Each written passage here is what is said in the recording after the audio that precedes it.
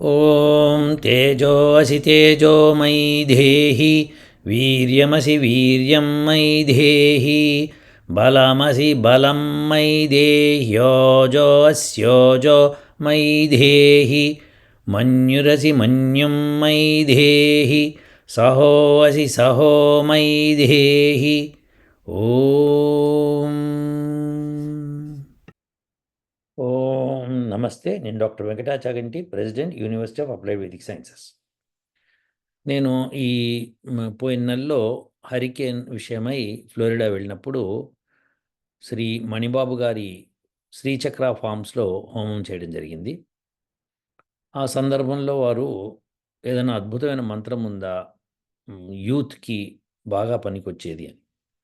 యూత్కే కాదు, బాలలకి, పెద్దవాళ్ళకి అందరికీ కూడా పనికొచ్చే మంత్రం ఇదివరకు చాలాసార్లు చెప్పాను.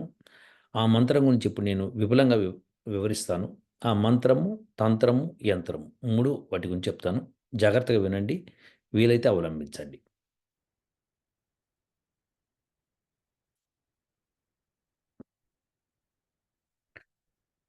ఈ మంత్రము యజుర్వేదము 19వ అధ్యాయంలో 9వ మంత్రము. దేవత సోమః ఋషిః ఆభూతిః. ఇక ఛందస్సు, స్వరం కూడా ఇచ్చాం అక్కడ. ఈ మంత్రం ఏంటంటే ఓం తేజో అసి తేజోమయి ధేహి. ఇక్కడ తేజో అసి అన్న చోట అసికి లుప్తమైందనమాట. కాబట్టి ఆ సింబల్ పెట్టాం ఇక్కడ.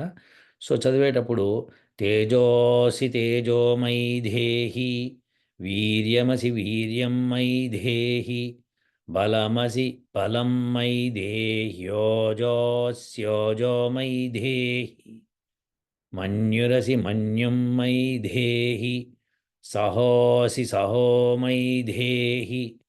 ఇక్కడ దేహి అన్నది ఒత్తి పలకాలి. సో ధే అది దేహి అన్నమాట. అది అలా అలా అది దాన్ని పలకాలి. సో తేజోస్తేజో తేజోసి తేజో అక్కడ ఆ అన్నది లుప్తం అవుతుంది. అందుకని జో దీర్ఘం రావాలి, 2 సార్లు లాగా రావాలన్నమాట. తేజోసి తేజోమయి ధేహి అలా వస్తుంది. సో మీరు ఒకసారి దాన్ని పలికి నేర్చుకోండి. ఈ మంత్రము ముఖ్యోద్దేశం ఏంటో చూద్దాం. ఇది మంత్రం అండి. ఇప్పుడు తంత్రం ఏంటంటే దాని అర్థం ఏంటి, దాని యొక్క వ్యాఖ్యానం ఏంటి, దాన్ని ఎట్లా అవలంబించాలి అని చెప్పేది. ఇప్పుడు తేజో అసి అంటే నీవు అనంత జ్ఞాన విజ్ఞాన ప్రకాశమైన కలిగిన వాడవు, నాకు కూడా ఆ జ్ఞానాన్ని ఇవ్వు అని పరమాత్మని ప్రార్థించటం అనమాట. దాని అర్థం అది తేజో అసి తేజోమయి దేహి అని. సో పరమాత్ముడికి అనంత జ్ఞానం ఉంది. సో అలానే మమ్మల్ని కూడా జ్ఞానవంతులు చెయ్యి అని కోరటం. ఇది తంత్రం. సో వీర్యమసి వీర్యం మయి దేహి. సరే, వీర్యం అంటే ఏమిటంటే పరాక్రమం. సో ఈ పరాక్రమము స్ఫూర్తి, మెదడులో వచ్చే స్ఫూర్తి, పరాక్రమము వీటిని వీర్యం అంటాం. సో వీర్యమసి వీర్యం మయి దేహి. నాకు నువ్వు అనంత పరాక్రమవంతుడు, అలానే నన్ను కూడా పరాక్రమవంతుని చెయ్యి, పూర్ణ పరాక్రమవంతుని చెయ్యమని అడుగుతాం. అంటే మానవుల్లో ఉత్కృష్టం ఎంత ఉత్కృష్టత రాగలుగుతుందో అంత ఉత్కృష్టమైన అది పరాక్రమము, స్ఫూర్తి నాకు ఇవ్వు అని కోరుకోవటం. ఇది మళ్ళీ తంత్రం. బలమసి బలం మై దేహి. అక్కడ దేహ్యోజో స్యోజో మై దేహి, ఈ 2 కలిపి చదవాలన్నమాట. సో ఇక్కడ బలమసి బలం మై దేహి అంటే నువ్వు అనంత బలయుక్తుడు. ఎట్లయితే ఈ నక్షత్రాల్ని, ఖగోళ అన్ని గోళాల్ని పట్టుకొని బలంగా పట్టుకొని ఉంటావు. సో అలానే నేను కూడా అనంత బలయుక్తుణ్ణి, పూర్ణ బలయుక్తుడిని అవ్వడానికి నాకు వరం ఇవ్వు అని కోరుతూ. అట్లానే ఓజోస్యోజోమై దేహి. ఓజస్సు అంటే సామర్థ్యం. నీకు అనంత సామర్థ్యం ఉంది, నన్ను నువ్వు పూర్ణ సామర్థ్యవంతుణ్ణి చెయ్యి అని కోరుతున్నాను. సో ఇది కూడా మళ్ళీ తంత్రం. మన్యురసి మన్యుం మై దేహి అంటే దుష్టుల ఎడ, దుష్ట కార్యముల ఎడ నీకు క్రోధం ఉంటుంది. అలానే నాకు ఉండేటట్టు. క్రోధం, కోపం, మన్యు వీటికి తేడా ఏంటంటే మన్యు అన్నది ఏంటంటే అది మన పర్సనల్ ఫీలింగ్, కోపాలు రావు. అంటే నన్ను ఎవడో తిట్టాడు అనుకుందాం. ఆ తిట్టినప్పుడు వచ్చే కోపం క్రోధం అవుతుంది, కానీ మన్యు అవుతుంది. మన్యు అంటే సొసైటీలో జరుగుతున్న దుర్మార్గము, దుష్టులు ఎవరైతే దుష్ట కార్యాలు చేస్తున్నారో వాటి మీద కోపం తెచ్చుకోవటాన్ని మన్యు అంటారు. సో అలాంటిది నాకు ఇవ్వు అనుకోవద్దు. సహోసి సహోమైధేహి అంటే సహోసి అంటే ఏంటంటే ఆయన సహనం కలిగి ఉంటాడు. ఈవెన్ నాస్తికులు ఆయన తిడుతున్నా కానీ సహనంగా ఉంటాడు, వాటి పట్టించుకోవడం.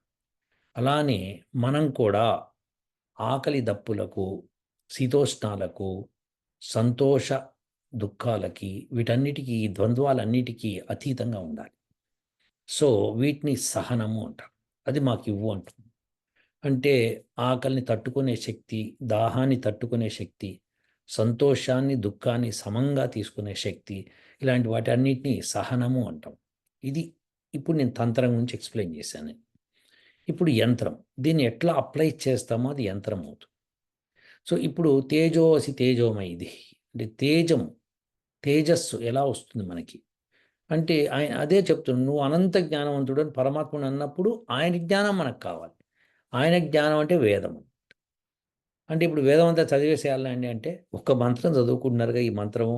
సో దీన్ని రెగ్యులర్గా పఠించడం మూలంగా వచ్చేది జ్ఞానమే కదా. సో దేర్ఫోర్ అంటే వీలైనప్పుడల్లా వేదం ఏం చెప్తోంది, వేద మంత్రాలు ఏం చెప్తున్నాయని రోజు అలా చదువుతూ ఉండాలి. చదవటం అంటే గంటల తరబడి ఓ అలా చదివేయటం కాదు. 5 నిమిషాలు చదివినా, 2 నిమిషాలు చదివినా, ఎంత చదివినా చదవాలి వేదాన్ని. సో వేదము అన్నది చదువుకోవాలి. సో అది ఒక పుస్తకం తీసుకొని వేద జ్ఞానం గురించి సంబంధించే జ్ఞానం ఎందులో ఉంటుందో తీసుకొని దాన్ని మనం చదవటం. అది ఎంతసేపు చదువుతాం అన్నది మీ యొక్క పర్సనల్ విషయం. అది 1 నిమిషం చదవండి, 1 గంట చదవండి, అది మీ ఇష్టం. కానీ చదవాలి. రోజు ఖచ్చితంగా చదవాలి. సో చదవలేనప్పుడు ఏం చేయాలి? వేదం దొరకలేదు, ఆ పుస్తకం మీ దగ్గర లేదనుకోండి, మీరు చదివింది జ్ఞాపకం తెచ్చుకోవటం, స్వాధ్యాయం చేయటం. ఆ మంత్రం ఇలా చెప్పారు, ఈ భాగంలో ఆయన ఇట్లా చెప్పాడు, ఇలా రాశారు, ఇలా ఫలానా ప్రవచనకర్త ఇలా అన్నాడు వేదం గురించి, వేదంలో ఈ మంత్రం గురించి ఇలా చెప్పారు అని తలుచుకోవటం కూడా వేదం గురించి చదవటం. సో వీలైనంత మటుకు అది చేయాలి. తర్వాత వీర్యమసి వీర్యమైదేహి, శౌర్యము స్ఫూర్తి. స్ఫూర్తి అంటే కంపనం అనమాట. అంటే మీ యొక్క స్ఫూర్తి ఎలా ఉండాలంటే పట్టుదల, ఎదుటి వాళ్ళకి కంపనం కలిగించాలి. సో అటువంటి స్ఫూర్తి కలిగి ఉండాలి మీరు. సో అటువంటి పరాక్రమం కలిగి ఉండాలి. అంటే ధర్మం కోసం, ధర్మమే మన ఆయుధంగా ఉండేటట్టుగా స్ఫూర్తి ఉండాలి. సో ధర్మం గురించి రోజు మాట్లాడుతూ ఉండాలి. తేజస్సులో నేర్చుకున్నది వీర్యంలో చూపించాలి. స్ఫూర్తిగా ధర్మం గురించి ఏది ధర్మం చెప్పబడిందో, వేదంలో ధర్మం గురించి ఏం చెప్పబడిందో అది ఇక్కడ మనం మాట్లాడాలి. అదే పరాక్రమం. సో ధర్మం గురించి మాట్లాడటము, నిలబడటము పరాక్రమం. ఇది యంత్రం. సో ఇదే యంత్రశక్తి. దీన్ని ఉపయోగించాలి, ధర్మాన్ని పాటించాలి. ఇప్పుడు ఫర్ ఎగ్జాంపుల్ హైడ్రా అనేది హైదరాబాద్లో పెట్టారు. పెట్టి ఎవరైతే ఆక్రమించుకొని గవర్నమెంట్ స్థలాలను ఆక్రమించుకొని కట్టుకున్నారో వాటిని నిర్మూలించడానికి చూపించే పరాక్రమం ఉంది చూసారా, ధర్మం అన్నమాట. సో ఇప్పుడు పేదవాళ్ళు ఇల్లు నిర్మూలిస్తున్నారు, అవి నిర్మూలిస్తున్నారు అన్నది మళ్ళీ డిస్కషన్ పార్ట్ అది. కానీ అన్యాయం చేసినప్పుడు లేదు ఇది అన్యాయము అని చెప్పగలగటం అన్నది స్ఫూర్తి, అది పరాక్రమం. సో ఎవరన్నా అన్యాయం చేస్తున్నప్పుడు దాన్ని మనము ధైర్యంగా చెప్పగలగాలి. సో ధైర్యంగా మన మనసులోన ఉంచుకోవాలి. మనం భయపడకూడదు. మనం భయపడ్డాము అంటే పోయినట్టే. సో అందుకే పరమాత్మను కోరుతున్నాం, నాకు ఆ పరాక్రమం ఇవ్వు అన్నది ఊరికే ఇచ్చాడు ఆయన. మనం ఆచరించే ప్రయత్నం చేస్తే ఇంకా ఎక్కువ ఇస్తాడు. ఆచరించకపోతే ఎందుకు ఇస్తాడు? నేను మీకు $100 ఇచ్చాను, మీరు ఖర్చు పెట్టకుండా జోలో పెట్టుకొని ఓహో 1000 సంవత్సరాలు గడిపారనుకోండి, మీకు ఎందుకు ఇచ్చినట్టు $100 మరి? సో అది ఎక్కడ ఖర్చు పెట్టాలి, ఎలా ఖర్చు పెట్టాలో కూడా ధర్మబద్ధంగా ఉండాలి. సో అదనమాట. ఇది వీర్యమసి వీర్యమైది, బలమసి బలం మైదేహి. ఇప్పుడు బలానికి వెళ్ళే ముందర వీర్యం గురించి ఇంకొక మాట చెప్పుకోవాల్సింది ఏంటంటే, క్షత్రియులు అన్న వాళ్ళు ఈ శౌర్యాన్ని ప్రకటిస్తూ ఉండాలి. అలానే బ్రాహ్మణులు అన్న వాళ్ళు ఈ శౌర్యాన్ని ధర్మం ద్వారా ప్రవచించడం ద్వారా ప్రకటించాలి. సో అలానే వైశ్యులు వ్యాపారం చేయడంలో ధర్మం పాటించాలి, ఇది పరాక్రమం. అలానే శూద్రులు పనిలో పరాక్రమం చూపించాలి. సో ఇది 4 తెగల వాళ్ళకి సంబంధించింది. అంటే ఎవరు దేనిలో ఉంటే అది వాళ్ళు అలా చేయాలని అర్థం అన్నమాట. తర్వాత బలమసి బలం మైదేహి, పరమాత్ముడు అనంత బలయుక్తుడు. ఆయన ఒక్కడే అన్నిటినీ నిర్మిస్తాడు, ఎవ్వరి సహాయం లేకుండా. అది ఆయన బలం. సో మీరు కూడా అటువంటి బలం పెంచుకోవాలి. ఎదుటి వాళ్ళ మీద ఆధారపడటం తక్కువ చేసుకుంటూ మీరు ఫిజికల్గా ఎక్సర్సైజ్ చేసి బాడీని స్ట్రాంగ్ చేసుకోవాలి. ఎక్సర్సైజ్ చేయడం అన్నదే యంత్రం. సో ఎక్సర్సైజ్ ఎంతసేపు చేస్తారో అనేది మీ విషయం. అది 15 నిమిషాలు చేస్తారా, 5 నిమిషాలు చేస్తారా, 1 నిమిషం చేస్తారా, అర్ధ నిమిషం చేస్తారా, లేకపోతే ఒక 6 గంటల సేపు చేస్తారా అనేది నా విషయం కాదు. మీరు ఎంత బలం పెంచుకోవాలనుకుంటున్నారో అనేది మీ దగ్గర ఉండాలి. సో ఆ బలానికి తగ్గ ఆహారం తీసుకోవడం కూడా బలమే అవుతుంది. సో ఇప్పుడు మీరు ఇప్పటిదాకా బలానికి వచ్చే ముందర 2 ఆహారాలు తీసుకున్నారు, అది మెదడుకు సంబంధించినవి. ఇప్పుడు శరీరానికి సంబంధించిన ఆహారం తీసుకోవాలి. సో ఆహారం సెలెక్ట్ చేసుకోవడంలో పుష్టికరమైంది వేదం చెప్పిన ఆహారము శాకాహారం తీసుకోవాలి. అది కూడా ధర్మబద్ధంగా సంపాదించిన దాంతో తీసుకోవాలి. అది వెరీ ఇంపార్టెంట్. సో ధర్మంగా సంపాదన ఉండాలి. మా తల్లిదండ్రులు సంపాదిస్తున్నారు కాబట్టి వాళ్ళ సంపాదనలో ధర్మబద్ధంగా మీరు తినాలి, ఇష్టం వచ్చినట్టు తినేయకూడదనమాట. సో బలానికి కావాల్సిన ఆహారం తీసుకోవాలి. అలానే పిల్లలకి మంచి ఆహారం పెట్టాలి, పెద్దవాళ్ళకి కూడా మంచి ఆహారం పెట్టాలి.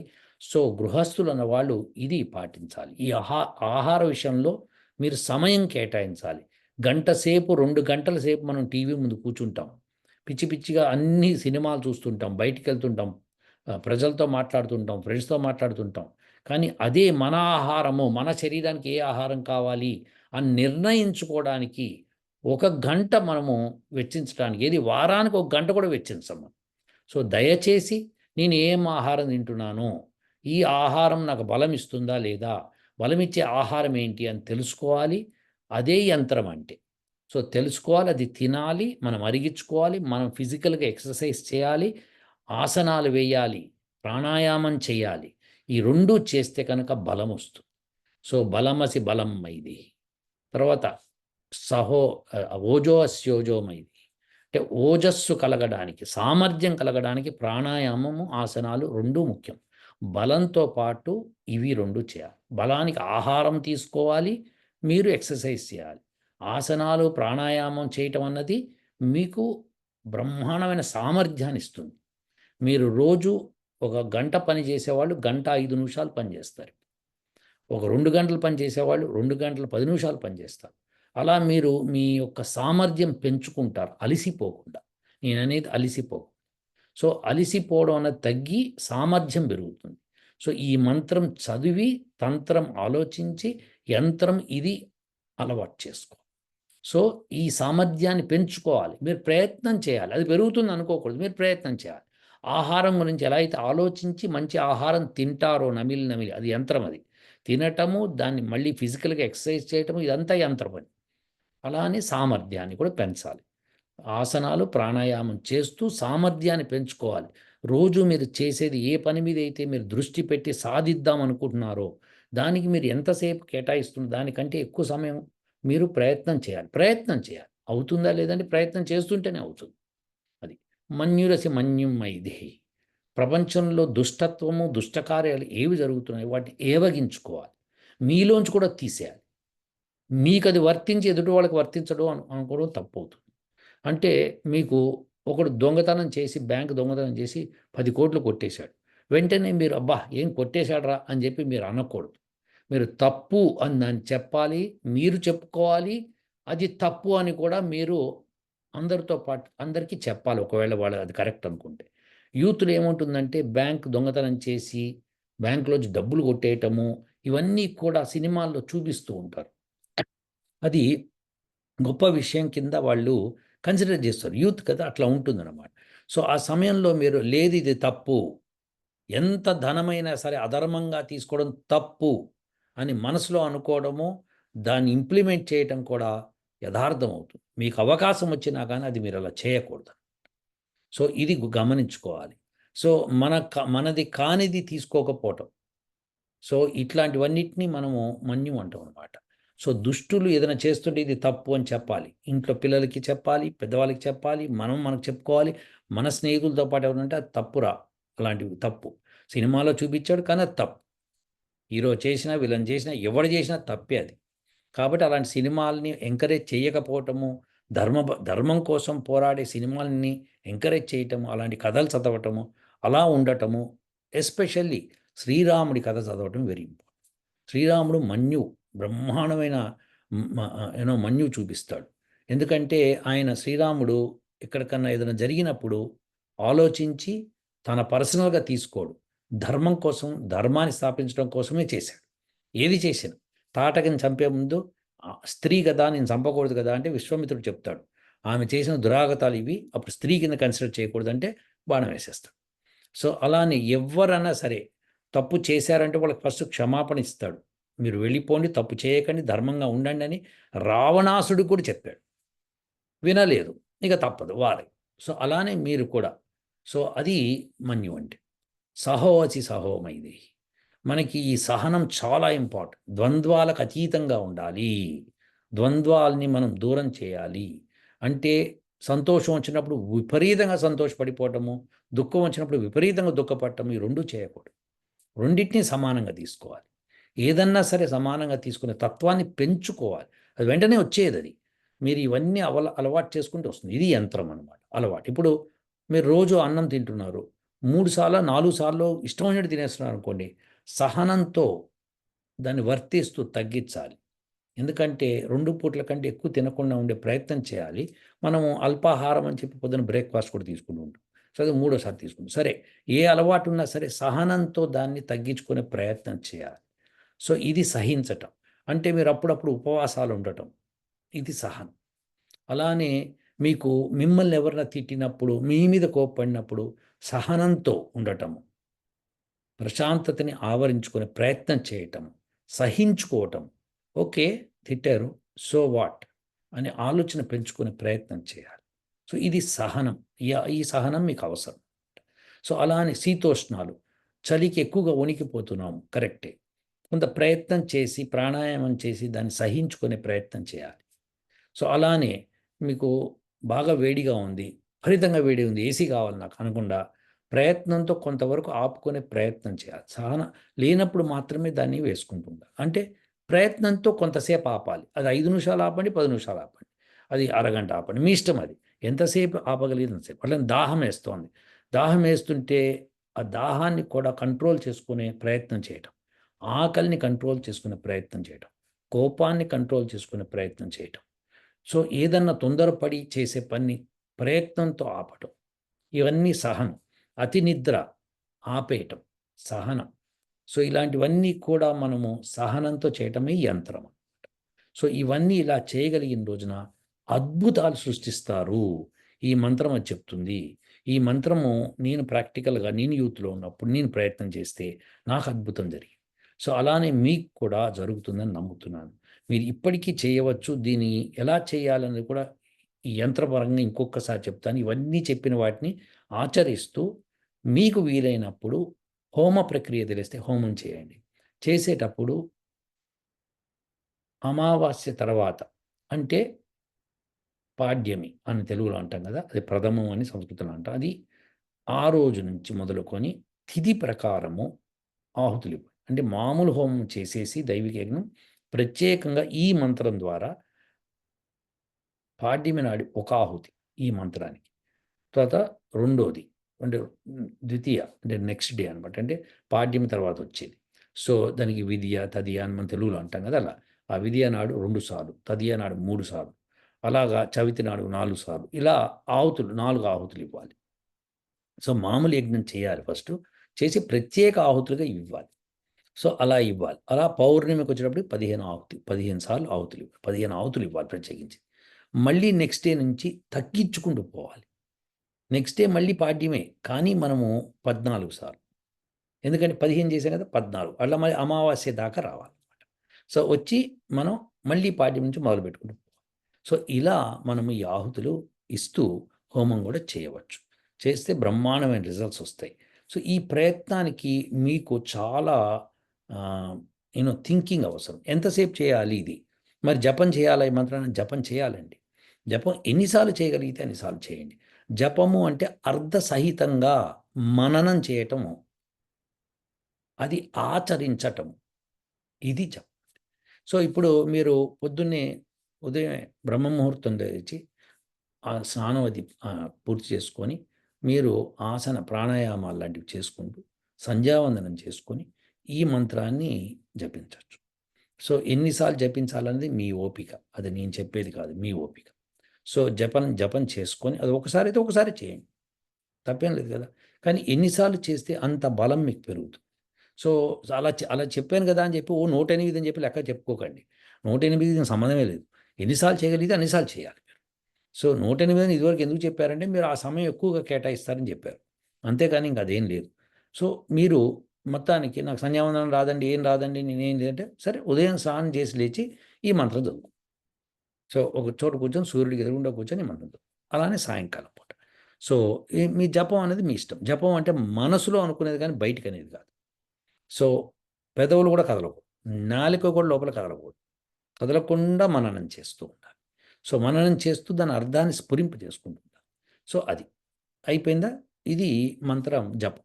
రోజులో ఆచరణ ఉండాలి. మీరు ఇందాక నేను తంత్రం చెప్పాను కదా ఏమేం చేయాలని, వాటిని యంత్రంగా మరల్చి ఆచరణలో పెట్టాలి. హోమం చేస్తే అది యంత్రం కిందనే వస్తుంది. సో ఇలా మీరు ఆచరణలో పెట్టుకుంటూ పోవాలి రోజంతా. సో అంతే. ఎంతసేపు సరే మరి వేదం ఎంతసేపు చదవాలి? వేద మంత్రం అనేది ఒక పుస్తకం చదువుతున్నప్పుడు చక్కగా దాన్ని కూర్చొని ఒక మంత్రం అర్థం, ఓహో! ఈ అర్థం ఇదా? ఏమిటబ్బా దీని నుంచి అర్థం అని ఆలోచించడం. ఒక్క నిమిషం, 2 నిమిషాలు, 5 నిమిషాలు అవుతుంది అంతకంటే ఏమో. కానీ ఎక్కువసేపు చదివితే ఇంకా మంచిది. అది మీ ఇష్టం అది. సో అలానే మీకు బలం కోసం వ్యాయామం అది చేయమన్నా, అది ఎంతసేపు చేస్తారు? ఎంతసేపన్నా మీ ఇష్టం అది. ఆసనాలు వేయాలి తప్పదు. అలానే బలం కోసం ఏదైనా పనులు చేయాలి. ఇంట్లో పనులు చేయండి. ఇంట్లో అవి ఇవి తుడచండి. శుభ్రంగా ఊడ్చండి. లేకపోతే ఇల్లంతా శుభ్రంగా నీట్‌గా పెట్టే ప్రయత్నం చేయండి. సామాను సర్దండి. ఏదైనా డస్ట్ ఉంటే తీసేయండి. అలాంటివన్నీ చేసి తోట పని లాంటివన్నీ చేయండి. ఇవన్నీ కూడా బలాన్ని చేకూరుస్తాయి. ఎవరి శక్తి ఎంత ఉంటుందో అంత చేస్తూ ఉంటేనే ఇంకా శక్తి పెరుగుతుంది. సో అది. అలా సామర్థ్యాన్ని పెంచుకోండి. రోజు ఎంతసేపు వర్క్ చేస్తున్నాను, ఈ పని నేను సాధించదలుచుకుంది ఏంటి అన్నది ఇంపార్టెంట్. నేను ఉద్యోగం కోసం ప్రయత్నం చేస్తున్నాను. దానికోసం నేను ఇది నేర్చుకుంటున్నాను. కాబట్టి నేర్చుకునేది రోజు ఎంతసేపు నేర్చుకోవాలని పెట్టుకున్నా, దానికంటే కొద్దిగా ఎక్కువ సేపు ప్రయత్నం చేస్తూ ఉండాలి. అలా దాని మీద దృష్టి పెట్టాలి. పెట్టి చేయాలి. సో అలానే మీరు మిగతా మన్యు అన్నాను. కంపల్సరీ రోజు ఎవడు దుష్టుడున్నాడు, ఎవడు దుష్ట కార్యాలు చేస్తున్నాడు, పాలిటిక్స్‌లో ఏం జరుగుతోంది తెలుసుకోవాలి మీరు. తెలుసుకొని ఆ దుష్టత్వాన్ని ఖండించాలి మీరు. ఖండించడం అంటే గట్టిగా మైక్ పెట్టుకొని రోడ్డు మీద అరవటం కాదు. మీలో మీరు అనుకోవాలి. ఇది ఖండనకి అర్హతమైంది. కాబట్టి ఇలాంటి వాడికి ఓటు వేయకూడదు. తప్పిది అని అనుకోవటము. అలా అని దుష్టులు రోడ్డు మీద ఉన్న మన దగ్గర ఉన్న దుష్టులు ఉంటారు. మన పక్కనే పాండబ్బా దగ్గర నుంచొని ఏదో వేషాలు ఏస్తూ ఉంటారు. అలాంటి వాళ్ళని ఎట్టి పరిస్థితుల్లోనూ మనం ఎంకరేజ్ చేయకూడదు. ఎంకరేజ్ చేయకూడదు కదా అని పోయి కొట్టడం అక్కర్లేదు. మీరు దాన్ని ఎంకరేజ్ చేయకండి. మీరు వాళ్ళతో పరిచయం కానీ, వాళ్ళని పరిచయస్తులు గాని ఉంచుకోకూడదు. అలానే మీ స్నేహితుల్లో కూడా ఎవరు చేస్తే తప్పురా అని చెప్పాలి. అలాంటివన్నీ మనము జాగ్రత్తగా అవలంబించాలి. సహనం. అలానే మిమ్మల్ని ఎవరన్నా ఏదైనా తిట్టినా, ఏదైనా చేసినా సహనంతో వహించండి. సహనంతో వహించమనగానే ఎవడు పడితే వాడు కొడుతూ ఉంటే ఊరుకోమని కాదు అర్థం అక్కడ.